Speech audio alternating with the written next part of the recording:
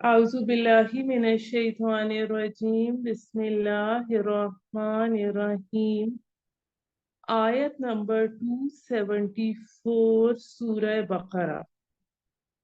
Alladhina, वो लोग जो युनफिकूना खर्च करते हैं, नून फा काफ इसका रूट वर्ड है और ये फेल है।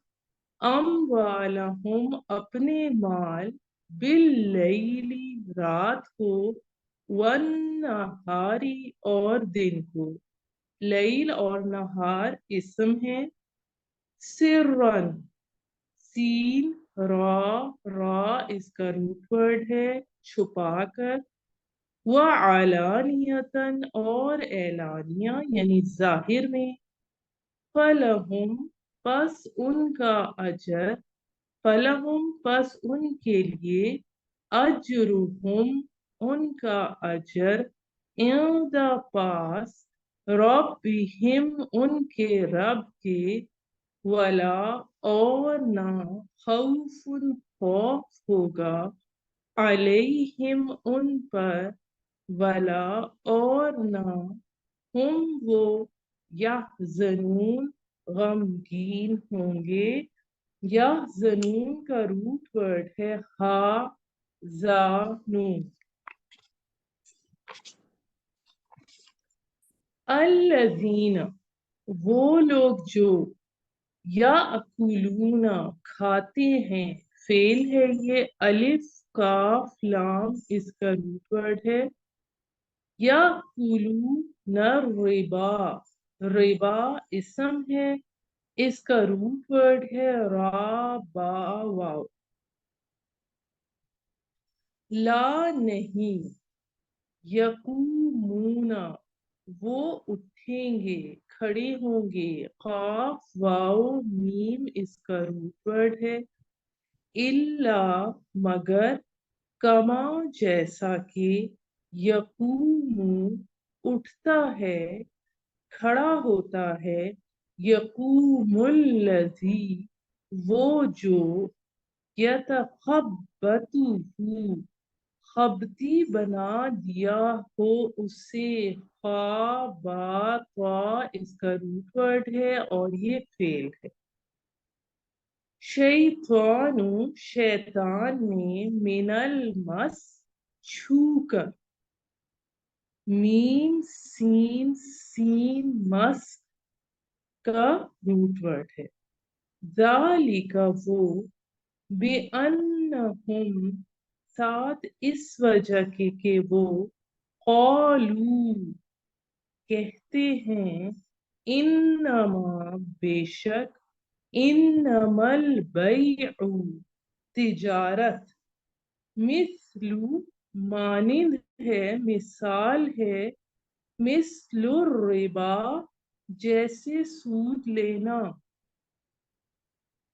व अहल्ला और हलाल किया, अल्लाह हलाल किया, हा लाम लाम इसका रूट वर्ड है।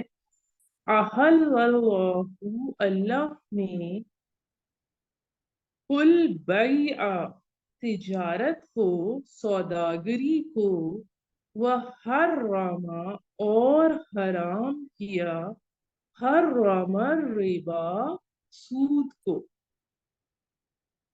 फमा पस जो कोई, जाअहू आई उसके पास, जीम या अलिफ इसका रूट वर्ड है, ये फेल है। मौइज़तुन नसीहत, वाव ऐन ज़ा इसका रूट वर्ड है वाज से। मिन से, रब्बिही उसके रब की तरफ से।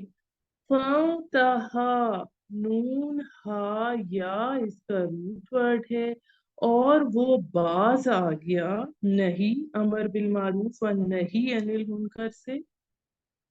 फलहू पस उसके लिए, माँ जो, सलफा पहले हो चुका, سین لام فا اس کا روٹ ورڈ ہے اور یہ فعل ہے. اسلاف سے آپ اسے یاد رکھ سکتے ہیں لیکن یہ فعل ہے.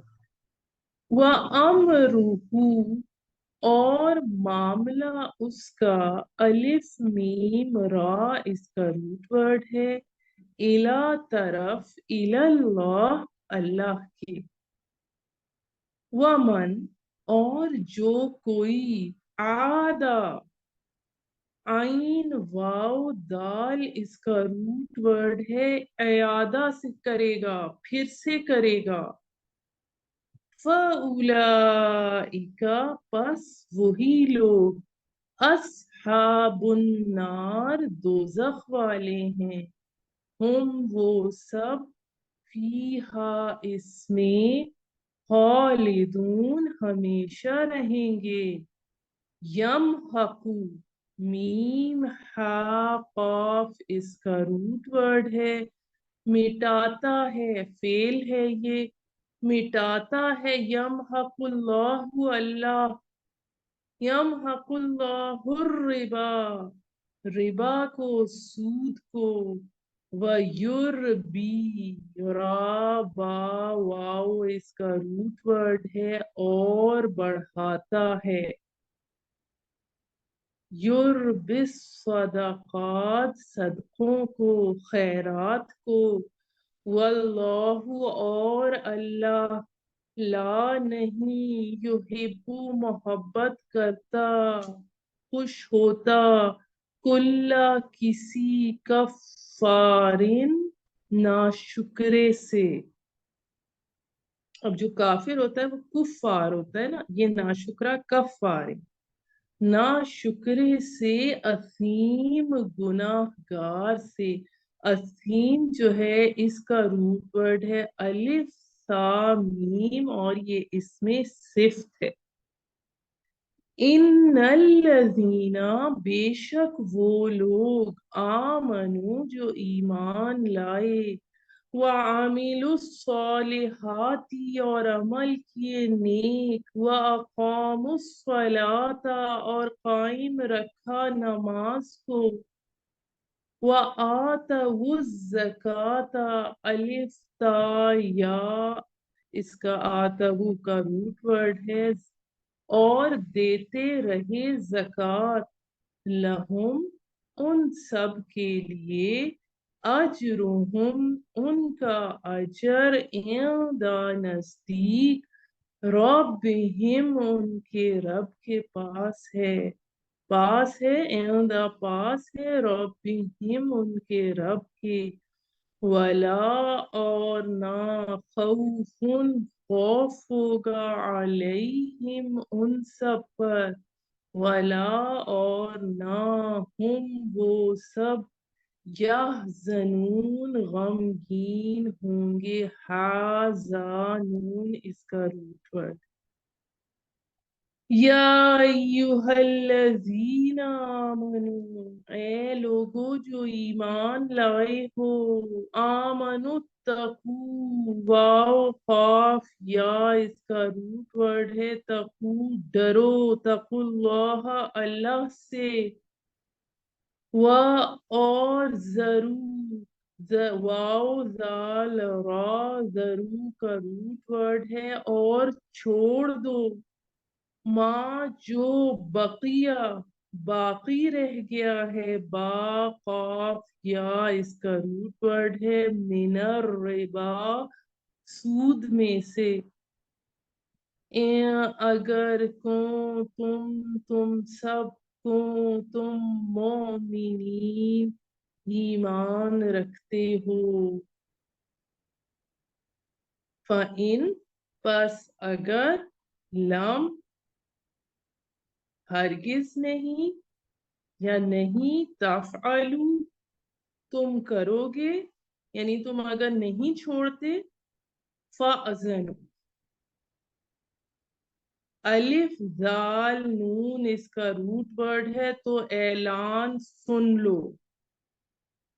اذن کیا ہوتا ہے کان سے اسی سے اذان لکھنا ہے اور اسی سے یہ فَأْذَنُوا پس سن لو، اعلان سن لو، بِحَرْبٍ جنگ کا، اسم ہے حربن جنگ کا، لڑنے کا، من اللہ اللہ سے، ورسولہ اور اس کے رسول سے، وَإِن اور اگر تم توبہ کر لو، توبہ کرتے ہو، تاب واؤ با اس کا روٹ ورڈ ہے، فلکم پس تم سب کے لیے، رؤوسن را الف سین اس کا روٹ ورڈ ہے، رأسن یعنی سر سے یہ نکلے، یعنی اصل جو ہے، رؤوس اموالکم اصل تمہارے مال میں سے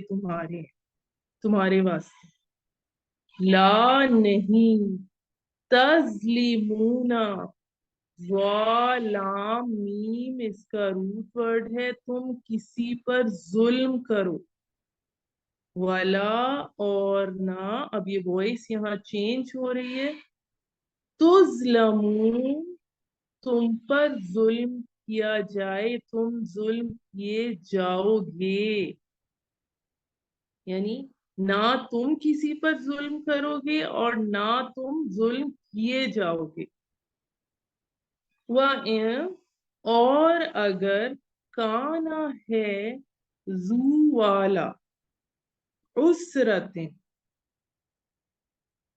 عین سین را اس کا روٹ ورڈ ہے، ان مع العسر یسرا سے آپ اسے یاد رکھ سکتے، اور اگر ہے ذو عسرتن تنگی والا، تنگ دست، فنظرتن نون زارا اس کا روٹ ورڈ ہے، تو مہلت دینا ہے، الا طرف میسرا کشادگی کے، یہ بھی اسم ہے میسرا،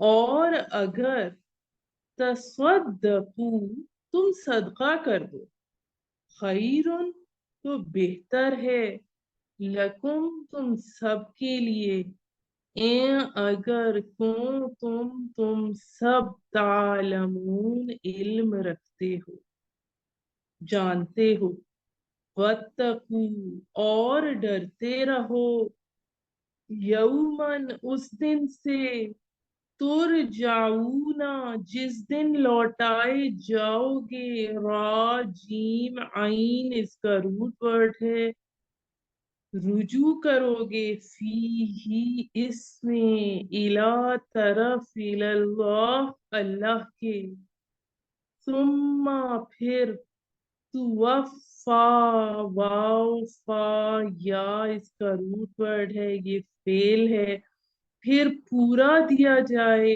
گا، کلو ہر نفس نفس کو، ماں جو کسبت اس نے کمایا، کاف سین با اس کا روٹ ورڈ ہے، وَهُمْ اور وہ سب، لا یظلمون نہیں ان پر ظلم کیا جائے گا۔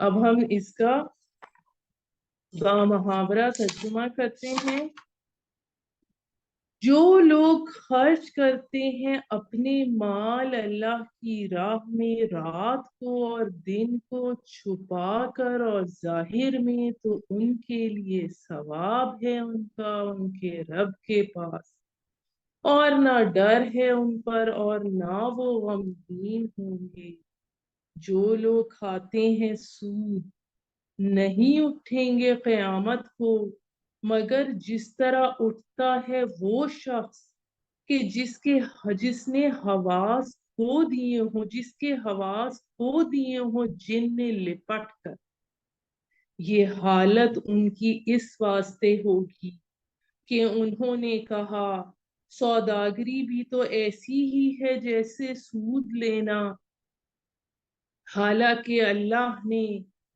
حلال کیا ہے سود کو، حالانکہ اللہ تعالیٰ نے حلال کیا ہے سوداگری کو، تجارت کو، اور حرام کیا ہے سود کو، پھر جس کو پہنچی نصیحت اپنے رب کی طرف سے اور وہ باز آ گیا اس واسطے جو پہلے ہو چکا، اور معاملہ اس کا اللہ کے حوالے ہے، اور جو کوئی پھر لیوے سود تو وہی لوگ ہیں دوزخ والے، وہ اس میں ہمیشہ رہیں گے۔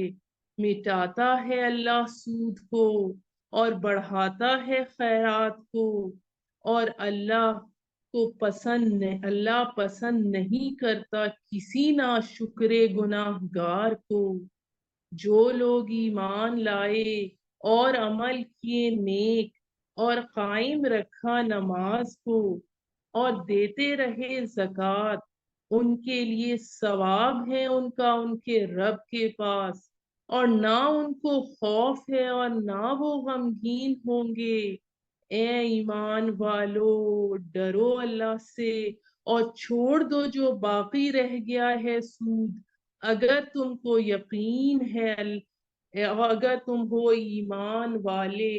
پس اگر نہیں چھوڑتے تو تیار ہو جاؤ لڑنے کو اللہ سے اور اس کے رسول سے، اور اگر توبہ کرتے ہو تو تمہارے واسطے ہے اصل مال تمہارا، نہ تم کسی پر ظلم کرو گے اور نہ تم ظلم کیے جاؤ گے، اور اگر ہے تنگ دست تو مہلت دینی چاہیے کشائش ہونے تک، اور بخش دو تو بہتر ہے تمہارے لیے اگر تم کو سمجھ ہے، اور ڈرتے رہو اس دن سے جس دن لوٹائے جاؤ گے اللہ کی طرف، پھر پورا دیا جائے گا ہر شخص کو جو کچھ اس نے کمایا، اور ان پر ظلم نہیں ہوگا۔ جی اب ہم اس کی تفسیر شروع کرتے ہیں۔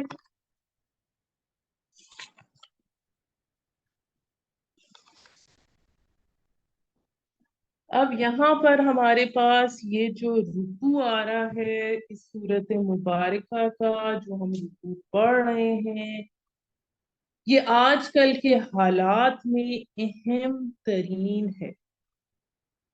یہ رکوع سود کی حرمت پر قرآن حکیم کا اہم ترین مقام ہے۔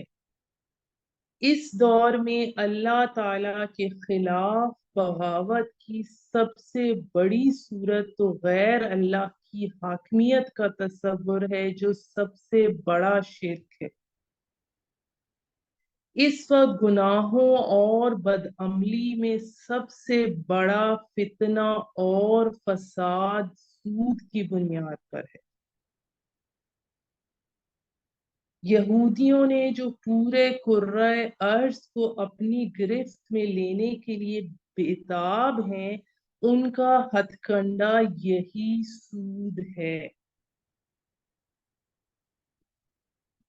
اب یہاں پر ہمارے پاس جو اس رکوع میں پہلی آیت آئی کہ وہ لوگ جو اپنا مال خرچ کرتے ہیں رات کو بھی اور دن میں بھی، خفیہ طور پر بھی اور اعلانیہ بھی، ان کے لیے ان کا اجر محفوظ ہے ان کے رب کے پاس، ان پر نہ کوئی خوف طاری ہوگا اور نہ وہ کسی حزن سے دوچار ہوں گے۔ اور یہ ایک کنٹراسٹ بتایا جا رہا ہے، ایک یہ لوگ ہیں اور اس کے برعکس معاملہ ان کا ہے جو سود کھاتے ہیں۔ وجہ کیا ہے؟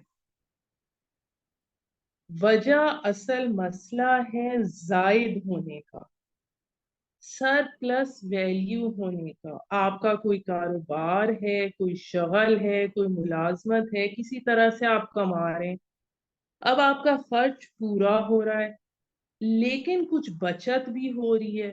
اب اس بچت کا اصل مصرف کیا ہے کہ اس بچت کو کہاں یوز کیا جائے۔ آیت نمبر 219 میں ہم پڑھ رہے ہیں وَيَسْأَلُونَكَ مَاذَا يُنْفِقُونَ قُلِ الْعَفْوَ، لوگ آپ سے دریافت کرتے ہیں کہ اللہ کی راہ میں کتنا خرچ کریں، کہہ دیجئے جو بھی زائد ضرورت ہو۔ تو اصل راستہ تو یہ ہے کہ اپنی بچت کو اللہ کی راہ میں خرچ کر دو، یا محتاجوں کو دے دو، یا اللہ کے دین کی نشر و اشاعت اور سربلندی پہ لگا دو۔ لیکن سود خورانہ ذہنیت یہ ہے کہ اس بچت کو بھی مزید کمائی کا ذریعہ بناؤ۔ لہذا اصل میں سود خوری انفاق فی سبیل اللہ کی ضد ہے۔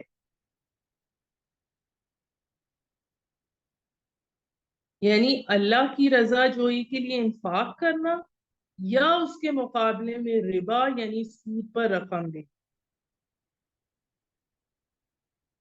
سورہ روم کی آیت نمبر 39 میں آتا ہے وَمَا آتَيْتُم مِّن رِّبًا لِّيَرْبُوَ فِي أَمْوَالِ النَّاسِ فَلَا يَرْبُو عِندَ اللَّهِ۔ جو مال تم دیتے ہو سود پر تاکہ لوگوں کے اموال میں شامل ہو کر بڑھ جائے، وہ اللہ کے ہاں نہیں بڑھتا۔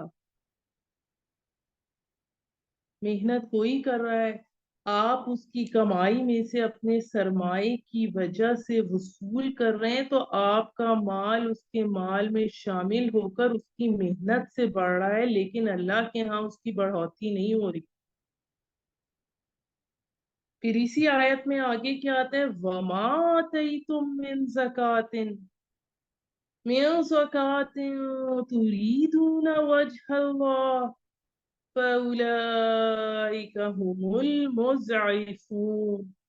اور جو تم زکوٰۃ اور صدقات میں دیتے ہو محض اللہ کی رضا جوئی کے لیے، تو یہی لوگ اپنا مال اللہ کے ہاں بڑھا رہے ہیں۔ ان کا مال مسلسل بڑھ رہا ہے، اس کی بڑھوتری ہو رہی ہے۔ یعنی کہ انفاق فی سبیل اللہ اور صدقات اور زکوٰۃ وغیرہ کا معاملہ سود کے بالمقابل اور اس کے برعکس ہے۔ یعنی اپنے بچت کے مال کو یا تو کوئی اللہ کی راہ میں خرچ کرے گا، یا پھر سودی منافع حاصل کرنے کا ذریعہ بنائے گا۔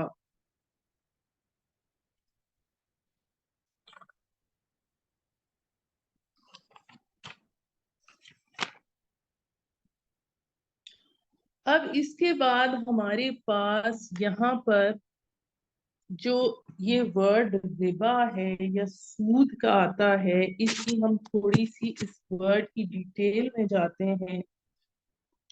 تو ربا کے لفظی معنی زیادتی اور اضافے کے۔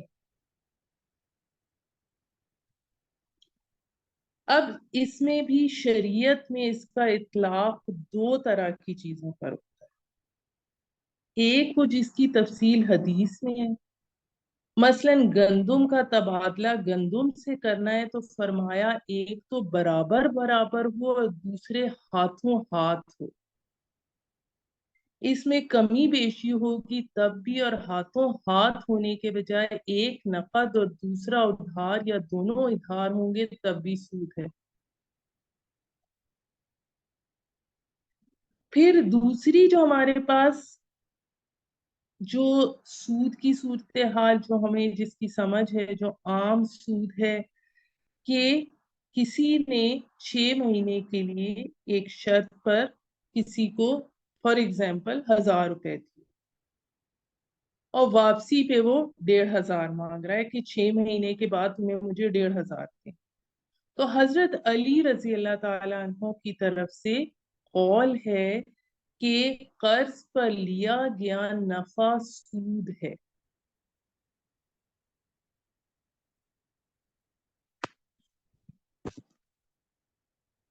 پھر سے میں اس چیز کو تھوڑا سا آپ کے لیے ایک اور ایکسپلین کرتی ہوں۔ ربا، ایک شخص دوسرے شخص کے ہاتھ کوئی چیز فروخت کرتا ہے اور ادائے قیمت کے لیے ایک مدت مقرر کرتا ہے۔ اگر وہ مدت گزر جاتی ہے اور قیمت ادا نہیں ہوتی تو وہ مزید مہلت دے دیتا ہے اور قیمت میں اضافہ کر دیتا ہے. یا آپ اس کو یوں کہہ سکتے ہیں کہ ایک شخص دوسرے شخص کو قرض دیتا ہے اور اس طرح طے کر لیتا ہے کہ اتنی مدت میں اتنی رقم اصل سے زائد ادا کرنی. مثلا قرض اور قرض دار کے درمیان ایک خاص مدت کے لیے ایک شرح طے ہو جاتی ہے اور اگر مدت میں اصل رقم مع اضافے کے اصل رقم ساتھ اضافے کے نہیں ادا ہوتی مہلت بڑھا دی جاتی ہے تو پھر جو رقم ہے وہ بھی اور زیادہ لی جاتی. اسے یہ عام سود کا طریقہ ہے جسے ہم جانتے ہیں.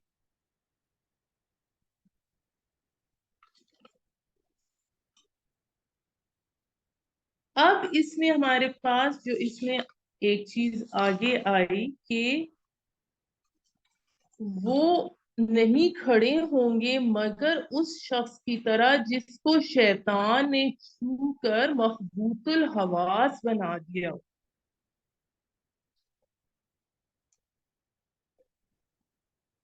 اب کسی شخص کے متعلق اگر یہ کہنا ہوتا ہے کہ وہ پاگل ہو گیا ہے تو یوں کہتے ہیں اسے جن لگ گیا ہے. تو قرآن سود خور کو اس شخص سے تشبیہ دے رہا ہے جو مخبوط الحواس ہو گیا ہو، یعنی جس طرح وہ شخص عقل سے خارج ہو کر عجیب و غریب حرکات کرنے لگتا ہے اسی طرح سود خور بھی روپے کے پیچھے دیوانہ ہو جاتا ہے اور اپنی خود غرضی کے جنون میں کچھ پرواہ نہیں کرتا کہ اس سود خوری سے کس کس طرح انسانی محبت، اخوت، ہمدردی کی جڑیں کٹ رہی، اجتماعی فلاح و بہبود پر کس قدر تباہ کن اثر پڑ رہا ہے، کتنے لوگوں کی بدحالی سے وہ اپنی خوشحالی کا سامان کر. اب یہ تو اس کی دیوانگی کا حال اس دنیا میں، جس کی ایک اور رائے اس طرح بھی اس کو ایکسپلین کیا جاتا ہے کہ جیسے سٹاک ایکسچینج میں دیکھیں تو گویا کہ دیوانے ہیں، پاگل ہیں، جو چیخ رہے ہیں، بھاگ رہے ہیں، وہ نارمل انسان نہیں نظر آتے، مخبوط الحواس نظر آتے ہیں جن پر گویا آسیب کا سایہ. تو یہ تو دنیا کی بات آ گئی. آخرت میں انسان اسی حالت میں اٹھایا جائے گا جس حالت پر اس نے دنیا میں جان دیے. اس لیے سود خور آدمی قیامت کے روز ایک بابل مخبوط الحواس انسان کی صورت میں اٹھے گا. اب وہ کیوں اس صورت میں اٹھے گا؟ اس لیے کہ وہ کہتے ہیں کہ بیع بھی تو تجارت بھی تو سود کی طرح ہے. حالانکہ اللہ نے بیع کو، تجارت کو حلال قرار دیا ہے اور ربا کو، سود کو حرام قرار دیا. اب آج کل کی جو پوائنٹ آف ویو ہوتا ہے اس حوالے سے، جیسے ایک شخص نے 1 کروڑ روپے کا مکان بنایا اور 50,000 روپے ماہانہ کرائے پر دے دیا تو جائز ہو گیا. لیکن اگر اس نے 1 کروڑ روپے کسی کو قرض دیا اور اس سے وہ 50,000 روپے مہینہ لینا شروع کر دے تو یہ سود ہو گیا. تو یہ حرام ہو گیا. اب یہ باتیں سود کے حامیوں کی طرف سے کہی جاتی. تو اللہ تعالیٰ اس میں یہ جو دلیل دے رہے ہیں، اللہ تعالیٰ اس قول کا عقلی جواب نہیں دے رہے، اللہ تعالیٰ صاف کہہ رہے ہیں کہ حالانکہ اللہ نے تجارت کو حلال قرار دیا اور سود کو حرام ٹھہرایا. اب تم یہ بات کرتے ہو کہ اللہ کو مانتے ہو یا نہیں مانتے؟ रसूल सल्लल्लाहु अलैहि वआलिहि वसल्लम को मानते हो या नहीं मानते, कुरान को मानते हो या नहीं मानते, या महज अपनी अकल को मानते हो? अगर तुम मुसलमान हो, अगर मोमिन हो, तो अल्लाह और उसके रसूल सल्लल्लाहु अलैहि वसल्लम के हुक्म पर सरे तस्लीम हम कर दो, जैसा कि सूरह हश्र में आता है, वमा आताकुमुर रसूलु फखुज़ूहु वमा नहाकुम अन्हु फंतहू। जो कुछ रसूल सल्लल्लाहु अलैहि वसल्लम तुम्हें दें उसे ले लो, और जिस चीज से रोक दें उससे रुक जाओ। ये तो शरीयत का लेकिन अगर माशी एतबार से देखा जाए तो फर्क इसमें इस तरह होता है कि एक है फ्लूइड कैपिटल और एक है फिक्स्ड कैपिटल। जहां तक मकान का मामला है तो वो फिक्स्ड कैपिटल। 1 करोड़ रुपए के मकान में जो शख्स रह रहा है वो उससे क्या फायदा उठाएगा कि वो उसमें रिहाइश इख्तियार करेगा और उसका एवज माहाना किराया अदा करेगा। इसके बरक्स अगर आपने 1 करोड़ रुपए किसी को नकद दिए तो वो उन्हें किसी काम में लगाएगा, और ये भी इम्कान है कि वो बहुत बढ़ जाए और ये भी इम्कान है कि वो कम हो जाए। तो इस सूरत में अगर आपने पहले से तयशुदा फिक्स मुनाफा वसूल किया तो यह हराम होता है। तो इन दोनों चीजों में कोई मुनासिबत नहीं है। असल में जो खराबी आती है कि वो एक मखबूतुल हवा से इंसान की तरह उठेगा। उसमें नजरिए की खराबी है कि तिजारत में असल लागत पर जो मुनाफा लिया जाता है और उसकी नौयत और सूद की नौयत के फर्क को वो नहीं समझते, और ये कहते हैं कि ये अगर तिजारत जायज है तो सूद जायज क्यों नहीं। जो सूदखोर तरह तरह के दलाइल पेश करते हैं। अब इसमें जो भी इंसान कोई कारोबार करता है तो उसमें नुकसान का खतरा या रिस्क लाजमी होता है। कोई ऐसी कारोबार नहीं है जिसमें 100% मुनाफे की जमानत। तो फिर अगर पूरी कारोबारी दुनिया में हर कारोबार में रिस्क है, तो फिर एक कर्ज देने वाला सरमायादार ही ऐसा क्यों हो जो नुकसान के खतरे से बचकर एक मुकर्रर और लाजमी मुनाफे का हकदार करार पाए। एक शख्स है जो कारोबार में अपना वक्त, अपनी मेहनत, अपनी काबिलियत, अपना सरमाया लगा रहा है, रात दिन खपा रहा है अपने कि वो कारोबार चल जाए। और दूसरा जो शख्स है वो किसी मेहनत के बगैर मुनाफा वसूल कर रहा है।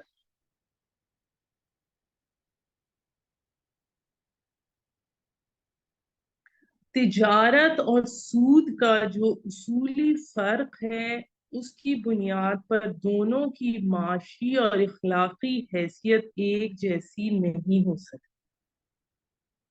थोड़ा सा इस चीज को हम डिस्कस करते हैं। पहली चीज ये कि तिजारत में बेचने वाला और खरीदने वाले के दरमियान मुनाफे का मसावियाना तबादला होता है, क्योंकि खरीदने वाला उस चीज से नफा उठाता है जो उसने बेचने वाले से खरीदी है, और बेचने वाला अपनी मेहनत, जहानत और वक्त की उजरत लेता है जो उसने खरीदने वाले के लिए वो चीज मुहैया करने में सर्फ। जबकि सूद लेने वाला तो माल की एक मुकर्रर मिकदार ले लेता है जो बिल यकीन नफा बख्श है, लेकिन उसके मुकाबले में सूद वापस करने वाले को सिर्फ मोहलत मिलती है जिसका नफा बख्श होना यकीनी नहीं है। फिर दूसरी चीज ये कि तिजारत में बेचने वाला خریدنے والے سے خواہ کتنا ہی زائد منافع لے لے، بہرحال جو کچھ لیتا ہے ایک ہی بار لیتا ہے۔ لیکن سود کے معاملے میں مال دینے والا اپنے مال پر مسلسل منافع وصول کرتا رہتا ہے اور وقت کی رفتار کے ساتھ ساتھ اس کا منافع بڑھتا چلا جاتا ہے۔ تیسری چیز، تجارت میں شے اور اس کی قیمت کا تبادلہ ہونے کے ساتھ ہی معاملہ ختم ہو جاتا ہے۔ اس کے بعد خریدنے والے کو بیچنے والے کو واپس کوئی چیز نہیں دینی ہوتی۔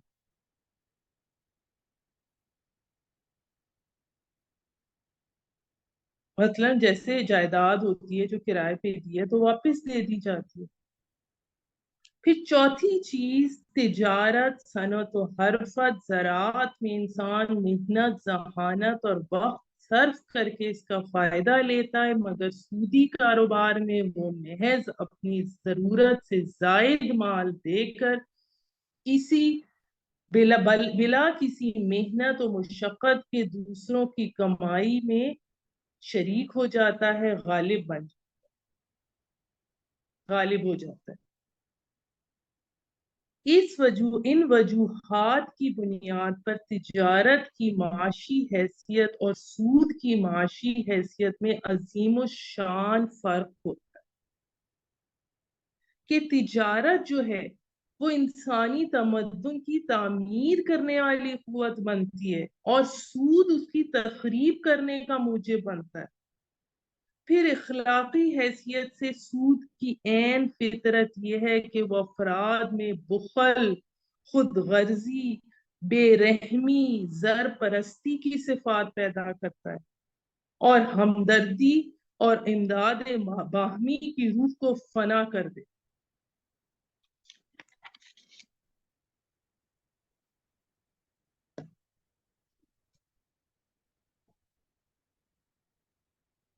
اب اس میں تین چیزیں سود کے ساتھ ساتھ بڑھتی چلی جاتی۔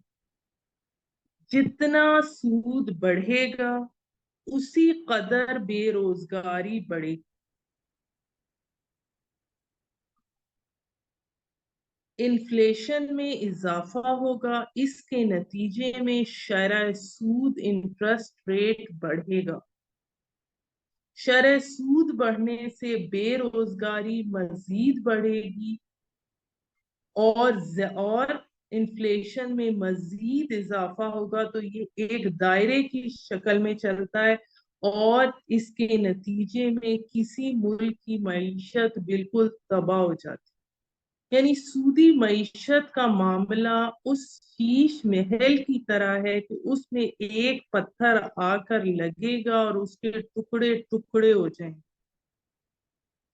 اس کے برعکس صدقات کا معاملہ یہ ہے کہ ان کو اللہ تعالیٰ پالتا ہے، بڑھاتا ہے، جیسا کہ سورہ روم کی آیت نمبر 39 میں ہم نے ابھی ڈسکس کیا۔ اب یہ جو 6 آیتیں ہیں جس میں سود کی حرمت احکام کا بیان ہے، پھر اس میں سود خوروں کے انجام بد، محشر میں ان کی رسوائی اور گمراہی کا ذکر ہے، اور پھر ہم نے یہ پڑھا کہ شیطان وہ اس طرح کھڑے ہوں گے مگر جس طرح کھڑا ہوتا ہے وہ آدمی جس کو شیطان جن نے لپٹ کر خپتی بنا دیا ہو۔ اور یہ حدیث میں ہے کہ کھڑا ہونے سے مراد محشر میں قبر سے اٹھنا ہے کہ سود خور جب اٹھے گا تو اس پاگل اور مجنون کی طرح اٹھے گا جس کو کسی شیطان جن نے خپتی بنا دیا ہو۔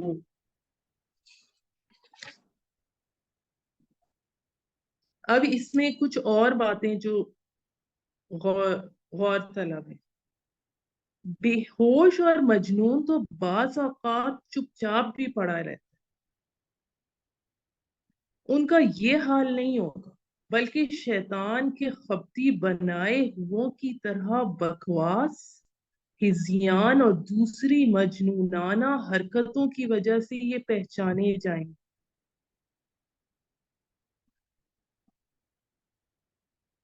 اور اس میں اس طرف بھی اشارہ ہو سکتا ہے کہ بیماری سے یا بے ہوش یا مجنون ہونے کے بعد بعض اوقات انسان کو تکلیف یا عذاب کا احساس نہیں رہتا، تو ان کا یہ حال نہیں ہوگا، بلکہ آسیب زدہ کی طرح تکلیف اور عذاب کو پوری طرح محسوس کریں، کیونکہ سود خور روپے کی حرص میں اس قدر مدہوش ہو جاتا ہے کہ اس کو نہ کسی غریب پر رحم آتا ہے، نہ کسی کی شرم مانے ہوتی ہے، کیونکہ وہ اپنی زندگی میں در حقیقت بے ہوش تھا۔ اس لیے اسے محشر میں اس طرح اٹھایا گیا، اس کو یہ سزا اس لیے دی گئی کہ دنیا میں اس نے عقلی رنگ میں اپنی بے عقلی کو ظاہر کیا اور تجارت کو سود کے مثل قرار دیا، اس لیے اس کو بے عقل کر کے کھڑا کیا جائے۔ اب اس میں وجوہات، ایک تو سود کھایا، دوسری چیز اس کو حلال سمجھا۔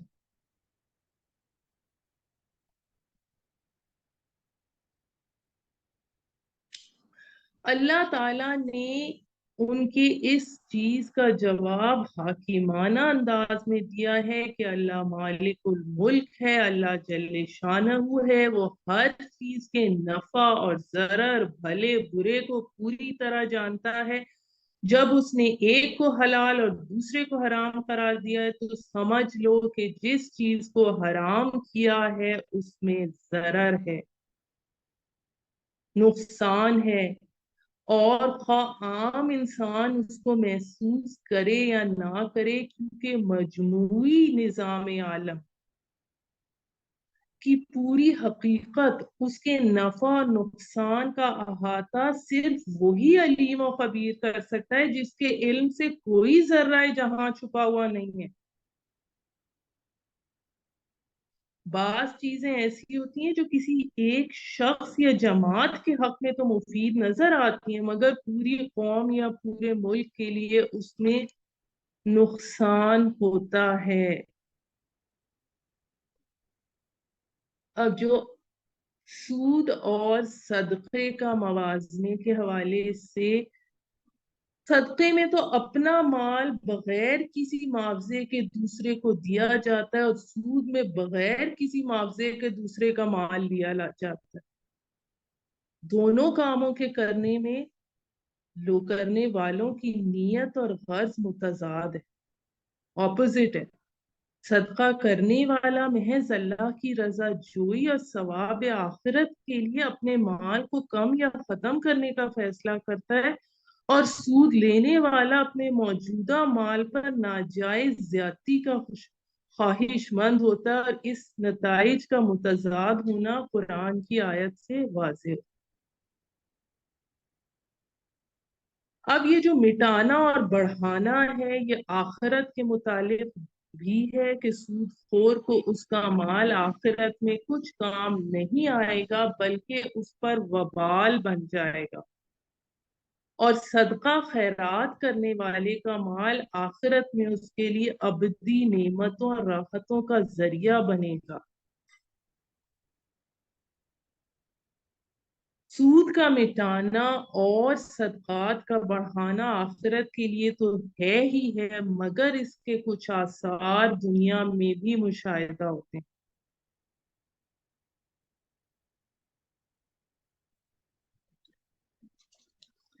اور بعض اوقات اس چیز کو سمجھنے کا ایک آسان طریقہ یہ بھی ہے کہ مال جو وقتی طور پہ بڑھتا نظر آتا ہے، تو سود خور کا مال اگرچہ بڑھتا نظر آتا ہے، مگر وہ بڑھنا ایسا ہوتا ہے جیسے کسی انسان کا بدن ورم سے بڑھ جائے۔ ورم کی زیادتی بھی تو بدن ہی کی زیادتی ہے، مگر کوئی سمجھدار انسان اس زیادتی کو پسند نہیں کرتا، وہ جانتا ہے کہ یہ زیادتی موت کا پیغام۔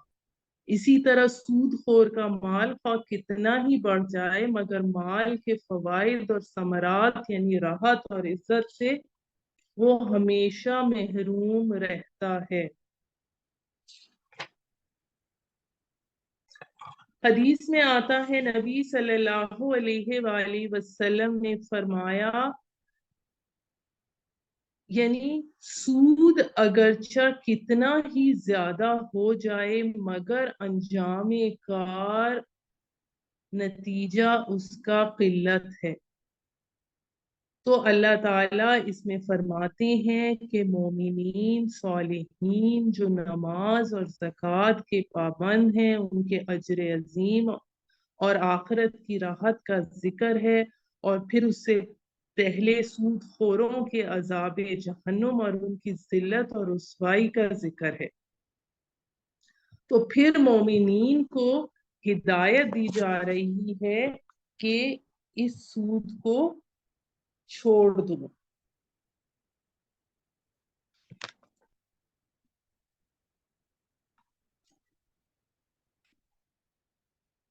اس حوالے سے حضرت عبداللہ بن عباس رضی اللہ تعالیٰ عنہ نے فرمایا کہ اسلامی مملکت میں جو شخص سود چھوڑنے پر تیار نہ ہو تو خلیفہ وقت کی ذمہ داری ہے کہ وہ اس سے توبہ کرائے اور باز نہ آنے کی صورت میں اس کی گردن اڑا دی جائے۔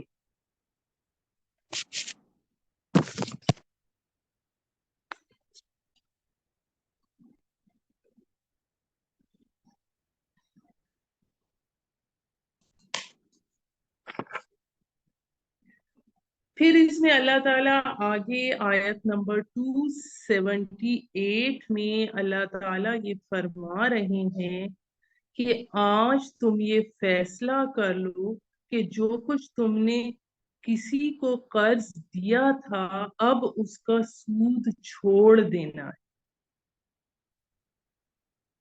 آیت نمبر 279 بہت اہم ہے اور اس میں سود خوری سے باز نہ آنے پر الٹیمیٹم ہے۔ قرآن و حدیث میں کسی اور گناہ پر یہ بات نہیں آئی کہ پھر اگر تم نے ایسا نہ کیا تو خبردار ہو جاؤ اللہ اور اس کے رسول کی طرف سے تمہارے خلاف اعلان جنگ ہے۔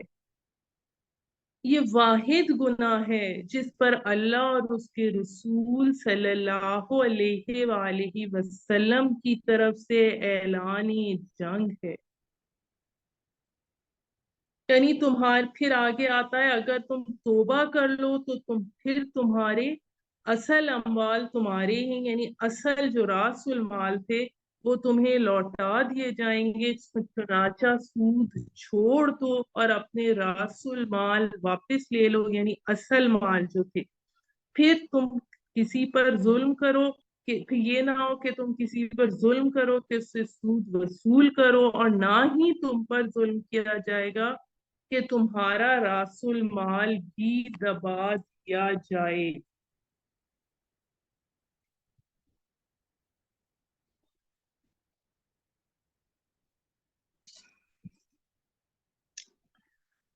اب اس حوالے سے جو مختلف ہمیں نبی صلی اللہ علیہ وآلہ وسلم کی زندگی سے واقعات ملتے ہیں، اس میں ایک واقعہ یہ پیش آیا کہ بنی ثقیف اور بنی مخزوم کے آپس میں سودی معاملات کا ذکر کا سلسلہ تھا۔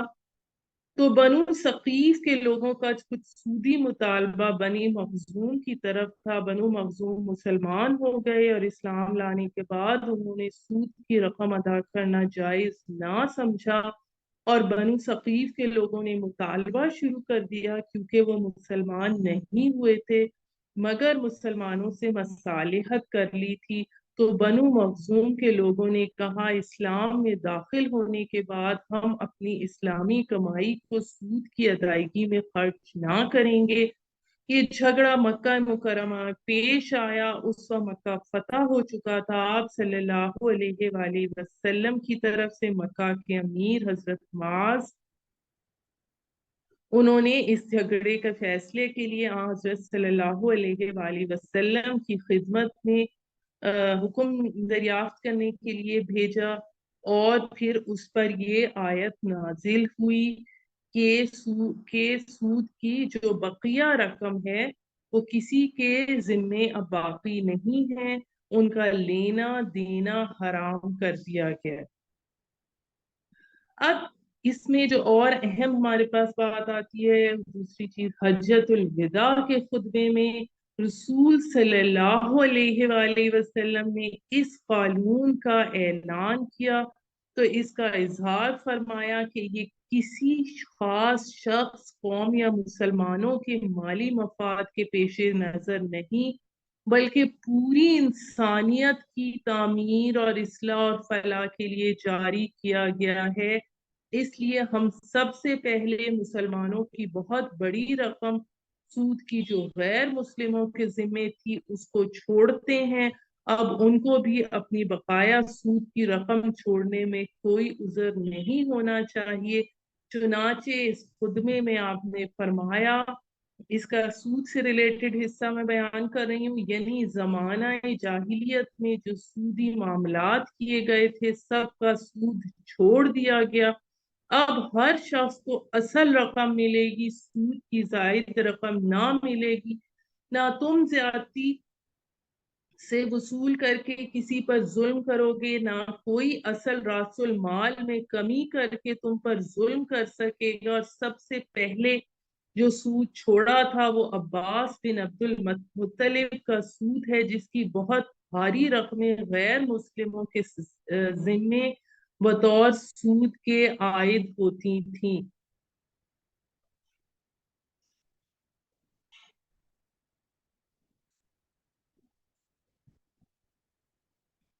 यानी कि अब तुम अपने असल माल वापस ले लो और जायद सूद लेने की इजाजत नहीं है।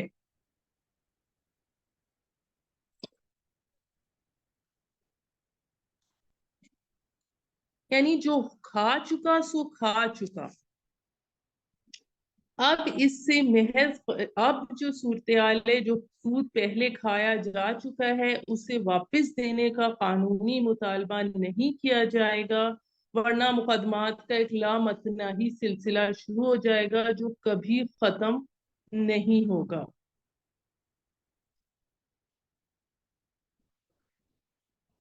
फिर इसमें अगर कोई सूद जिसने देना है, जिसने रकम वापस करनी है, तुमने किसी को उधार दिया और उसने तुम्हें रकम वापस करनी है, अगर वो तंग दस्त है और तुम्हारा कर्ज, उतना ही कर्ज तुम्हें वापस उससे लेना है जितना दिया था, तो कर्ज अदा करने पर कादिर ना हो तो हुक्म शरई ये है कि उसको फराखी दे दो। जो आयत नंबर 280 में आ रहा है कि उसने मोहलत दो कि उसके यहाँ कुशादगी पैदा हो सके और वो आसानी से आपका कर्ज आपको वापस कर सके। यानी तुम्हारा भाई गरीब था, उसको तुमने कर्ज दिया, अब उस पर कुछ सूद लेके खा भी चुके हो, बाकी सूद को छोड़ा ही है, अगर अपना रसूल माल भी उसको बख्श दो, यानी असल माल भी उसको दे दो कि वो गरीब है, तो ये इंसाफ हो जाएगा। ये अल्लाह को कर्ज हसना हो जाएगा, तुम्हारे लिए जखीरा आखिरत बने। अब इसमें ये बात समझने की है कि जो बचत है, जो कदरे जायद है, सरप्लस वैल्यू है इस्लामी मईशत के अंदर, उसका सबसे ऊंचा मसरफ इन्फाक फी सबीलिल्लाह है कि उसे अल्लाह की राह में खर्च करो, सदका दो। उससे कमतर कर्ज हसना है। आपके किसी भाई का कारोबार रुक गया, उसको कर्ज दे दो, उसका कारोबार चल पड़ेगा, फिर वो तुम्हें असल रकम वापस कर देगा, ये कर्ज हंसना है। इसका दर्जा इंफाक से कमतर है।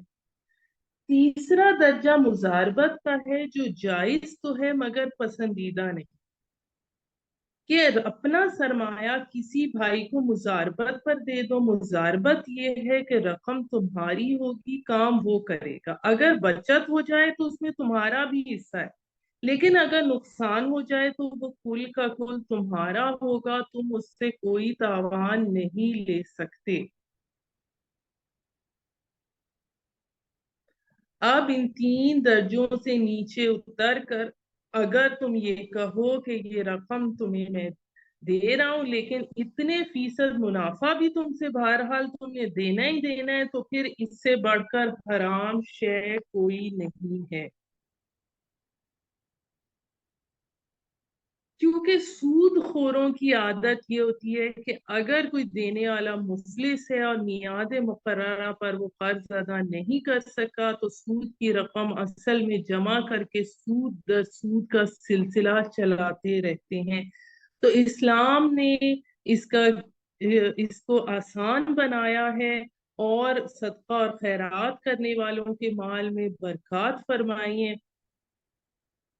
اور اس حوالے سے اللہ تعالیٰ نے یہ حدیث میں یہ آتا ہے کہ جو شخص یہ چاہے کہ اس کے سر پر اس روز اللہ کی رحمت کا سایہ ہو، جبکہ اس کے سوا کوئی کسی کو کوئی سایہ سر چھپانے کے لیے نہیں ملے گا، تو اس کو چاہیے کہ تنگ دست مقروض کے ساتھ نرمی کا معاملہ کرے اور اس کو معاف کر دے۔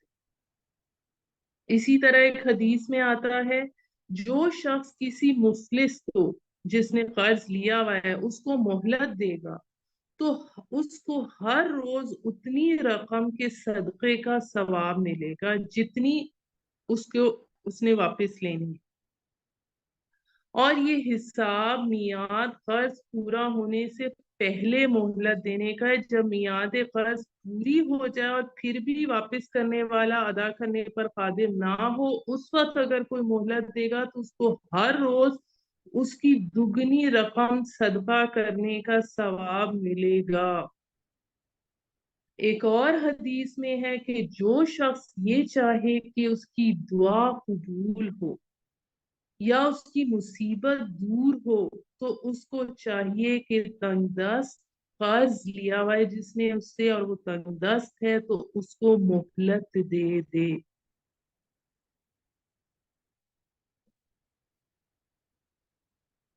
اب اس میں ہمارے پاس جو اس رکوع کی آخری آیت ہے، اور ڈرو اس دن سے کہ جس دن تم لوٹا دیے جاؤ گے اللہ کی طرف، پھر ہر جان کو پورا پورا دیا جائے گا جو اس نے کمایا ہوگا اور ان پر ظلم نہ ہوگا۔ حضرت عبداللہ بن عباس رضی اللہ تعالیٰ عنہ فرماتے ہیں یہ آیت نزول قرآن کے اعتبار سے آخری آیت ہے، اس کے بعد کوئی آیت نازل نہیں ہوئی۔ اس کے 31 روز بعد حضرت صلی اللہ علیہ وآلہ وسلم کی وفات ہو گئی۔ ربا کی حرمت یعنی سود کی حرمت اور ممانعت پر قرآن کریم میں سورہ بقرہ کی یہ 7 آیتیں، سورہ آل عمران میں 1 آیت، سورہ نساء میں 2 آیتیں اور 1 آیت سورہ روم میں بھی ہے۔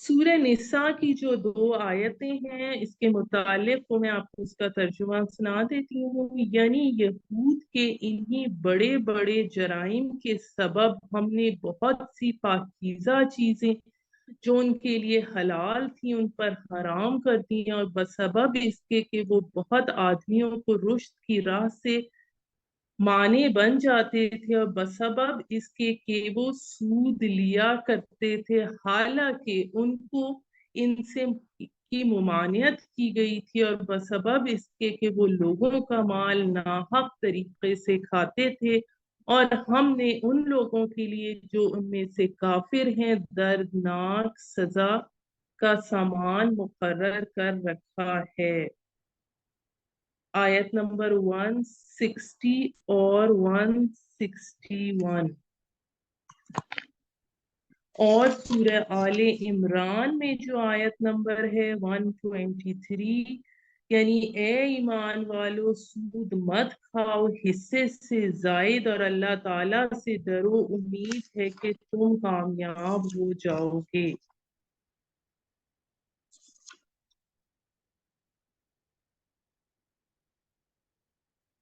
اب تھوڑی سی سود کے حوالے سے اور جو چیزیں ہیں کہ 8 ہجری میں سورہ بقرہ کی یہ آیات جب ربا کی حرمت کے متعلق نازل ہوئی تو صحابہ کرام نے اس پر عمل کیا، سب معاملات ترک کر دیے۔ پچھلے زمانے کے معاملات میں مسلمانوں کا جو سود غیر مسلموں کے ذمہ واجب الادا تھا وہ مسلمانوں نے چھوڑ دیا۔ اب اس میں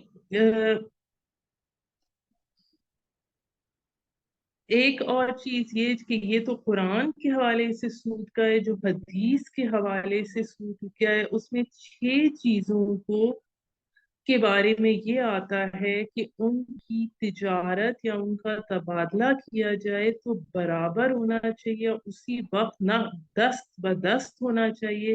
اس میں کمی بیشی کی گئی یا ادھار کیا گیا تو وہ بھی سود ہے۔ یہ 6 چیزیں ہیں: سونا، چاندی، گیہوں، جو، کھجور اور انگور۔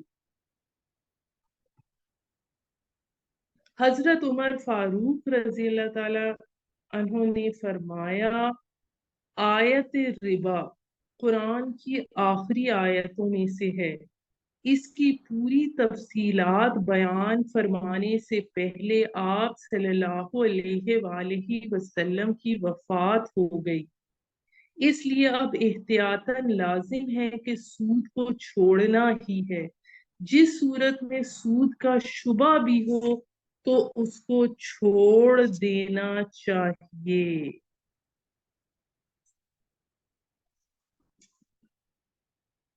اس چیز کو تھوڑا سا اور سمجھنے کے لیے یہ بھی میں آپ کو بتاتی چلوں کہ 40 سے زائد احادیث ہیں سود کی ممانعت کے حوالے سے، اور جو اجماع امت سے جس میں سود کی ممانعت کا پتہ لگتا ہے۔ اب اگر کچھ لوگ یہ کہتے ہیں کہ اس سے کچھ فائدے بھی ہیں، وقتی طور پہ کچھ فائدہ بھی ملتا ہے، تو اللہ تعالیٰ اس چیز کو دیکھتے ہیں جس میں پورے معاشرے کا فائدہ۔ جیسے اگر کسی شخص کا شخصی فائدہ ہے، انفرادی فائدہ ہے، اور پوری نقصان پوری ملت اور جماعت کو پہنچتا ہے تو کوئی ہوش مند انسان اس چیز کو مفید نہیں کہہ سکتا۔ جیسے چوری یا ڈاکہ ہے تو چور ڈاکو کا تو نفع کھلا ہے، لیکن پوری ملت کے لیے وہ مضر ہے، امن اور سکون کو برباد کرنے والا ہے، اس لیے کوئی چوری اور ڈاکو کو چوری کرنے اور ڈاکہ ڈالنے کو اچھا نہیں سمجھتا۔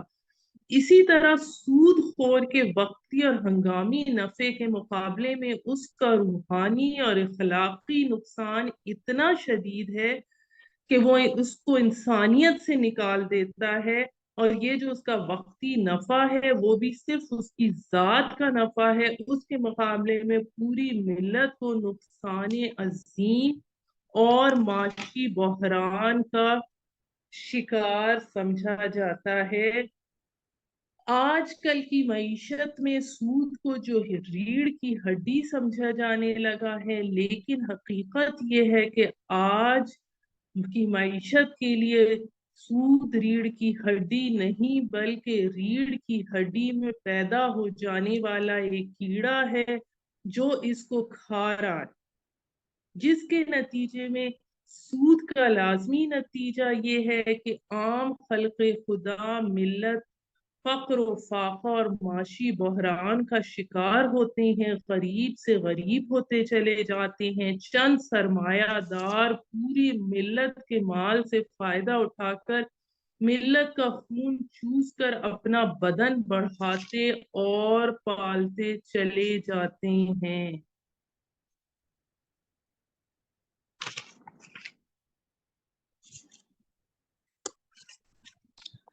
سبحان ربک رب العزت عما یصفون والسلام علی المرسلین والحمد للہ رب العالمین۔